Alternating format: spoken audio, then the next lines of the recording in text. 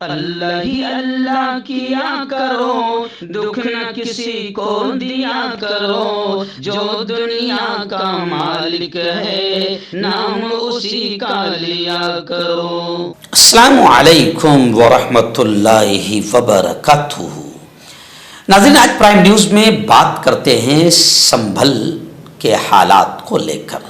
आप जानते हैं कि 5 बेकसूर जवान शहीद हो चुके हैं।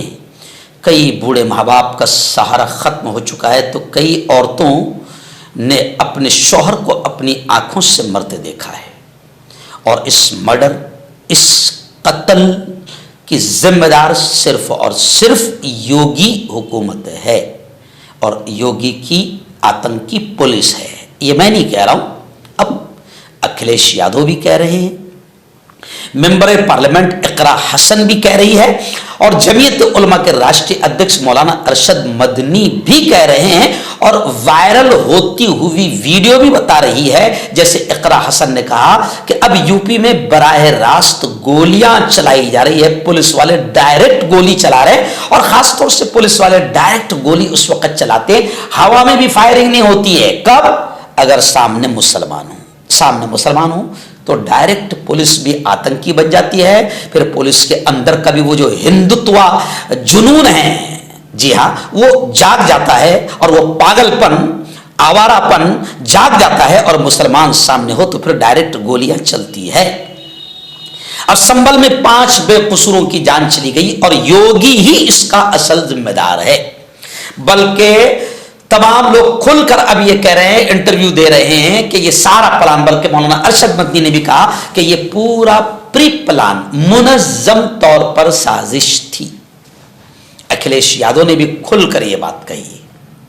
मैं सलाम करता हूं उन तमाम लीडर्स को और मेरे कायद, मेरे लीडर, जमीयत उलमा के राष्ट्रीय अध्यक्ष, कौमी सदर हजरत मौलाना अरशद मदनी ने अब संभल जैसे वाकयात को रोकने के लिए सुप्रीम कोर्ट का दरवाजा खटखटाया है। आपको याद होगा कि जब योगी का आतंकवादी बुलडोजर एक तरफा तौर पर मुसलमानों की दुकान और मकानों पर चल रहा था, उस वक्त भी जमीयत उलमा हिंद जो कानून पर विश्वास रखती है, अदालतों पर विश्वास रखती है, सुप्रीम कोर्ट का दरवाजा खटखटाया और योगी का आतंकवादी बुलडोजर आखिर रुक गया। अभी फिर संभल जैसे सानिहात को रोकने के लिए सुप्रीम कोर्ट से जमीयत उलमा हिंद ने रुजू किया और मौलाना अरशद मदनी ने साफ कहा कि जब इबादत गाहों के तहफ़्फ़ुज़ का कानून मौजूद है, पैलेस ऑफ वर्शिप कानून 1991 मौजूद है, इसके बावजूद भी इबादत गाहों को छेड़ा जा रहा है। जब यह कानून पास हो चुका है 1991 में कि 1947 में इबादत गाहें जो जैसी थी, चाहे किसी भी धर्म की हो, उसके साथ छेड़खानी नहीं की जाएगी, तो जब यह कानून मौजूद है तो फिर कौन शैतान है जो फिर सुप्रीम कोर्ट या कोर्ट में इबादत गाहों के खिलाफ एप्लीकेशन दे रहा है, PIL दे रहा है। और अजीब बात है कि कोर्ट भी इतनी जल्दी सुनवाई कर रही है कि 2 घंटे में सर्वे शुरू हो रहा है। 2 घंटे में सर्वे।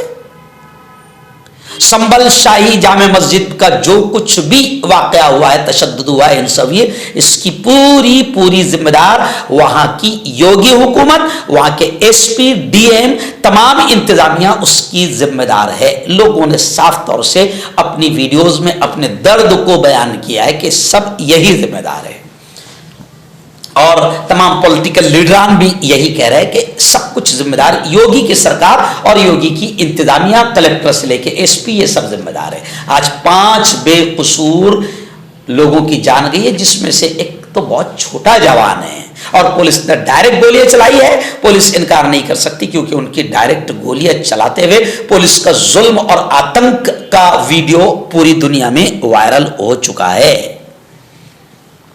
अब मौलाना अरशद मदनी ने कहा है कि इन जैसे वाकयात को रोकना पड़ेगा। और वो 2 खबीस है, मरदूद है, बाप और बेटा, जो किसी भी मस्जिद को लेकर PIL दाखिल कर देते हैं कि यहां पर मंदिर है और ये मस्जिद मंदिर को तोड़कर बनाई गई है और उसके बाद में फिर काम शुरू हो जाता है। ये 2 खबीस है, एक है बाप और एक बेटा। ये मरदूद पूरे मुल्क के अमनो अमान को खराब करने के जिम्मेदार है। ये दोनों बाप और बेटे, इन पर भी कार्रवाई होनी चाहिए। जी हाँ, कानून का हथौड़ा इन पर भी चलना चाहिए। मौलाना अरशद मदनी ने खुलकर कहा है कि इबादत गाहों के तहफ़्फ़ुज़ का जो कानून है उसकी पासदारी नहीं हो रही है। उस कानून की धज्जियां जो 1991 में पैलेस ऑफ वर्शिप कानून था, उस कानून की धज्जियां उड़ाई जा रही है, जिसकी वजह से मुल्क का अमन खराब हो रहा है और मुल्क में अशांति फैल रही है। अब कोई भी आएगा मेरे शहर की मस्जिद के बारे में कह देगा कि यहां पर पहले मंदिर था, तो क्या अब बस अदालत में उसने पीआईएल दाखिल करा और कोर्ट का काम है कि चलो करो सर्वे, बस यही रह गया इस मुल्क में? इस मुल्क के अमन और शांति को नुकसान पहुंचाने का काम कौन कर रहा है, यह देखना पड़ेगा। अगर मुल्क में अमन शांति चाहिए तो फिर जाहिर बात है कि 1991 का जो एक्ट है, जो कानून है पैलेस ऑफ वर्शिप, इसकी पूरी पासदारी और इसका पूरा लिहाज करना होगा, वरना एक के बाद एक शैतान उठते जाएंगे और माहौल को खराब करते जाएंगे। तो संभल जैसे वाकयात को रोकना आपकी हमारी सबकी जिम्मेदारी है। अब मौलाना ने यह भी कहा कि पुलिस का काम तो अमन व अमान कायम रखना है, पुलिस का काम अमन व अमान कायम करना है और लोगों की जान और माल की हिफाजत करना है। मगर योगी की पुलिस है मेरे भाई, वो योगी की पुलिस है। योगी जब ठोकने वाली बात करता है तो योगी की पुलिस है ना वो, तो वो कहां से अमन अमान रखेगी? वो तो डायरेक्ट अगर सामने मुसलमान रहे तो फिर सीधा गोलियां चलेगी। और इससे पहले कई ऐसे भीड़ जमा हुई है लेकिन सामने मुसलमान नहीं थे, तो पुलिस की गोलियां कभी नहीं चली ऐसी डायरेक्ट जैसे संभल में चली है। तो पुलिस का ये दोगलापन, पुलिस का ये दोगला रवैया, पुलिस की ये बदमाशी भी लोगों के जहन में अविश्वास को ला रही है। कानून पर से लोगों का भरोसा उठ रहा है। पुलिस की वर्दी देखकर अब लोगों को गुस्सा आ रहा है कि ये रक्षक नहीं, ये भक्षक है, ये मुहाफिज नहीं, ये लुटेरे हैं, ये जान लेने वाले हैं। और ये चीज लोगों के जहन में आ गई तो इस मुल्क के लिए अच्छी बात नहीं है। इसलिए संभल जैसे वाकयात को रोकने के लिए तमाम पार्टियां, अखिलेश यादव को फिर मैं एक बार सलाम करूंगा, हजरत मौलाना अरशद मदनी को मैं बिल्कुल दिल की गहराइयों से पूरी उम्मत की, पूरी कौम की तरफ से सलाम पेश करूंगा।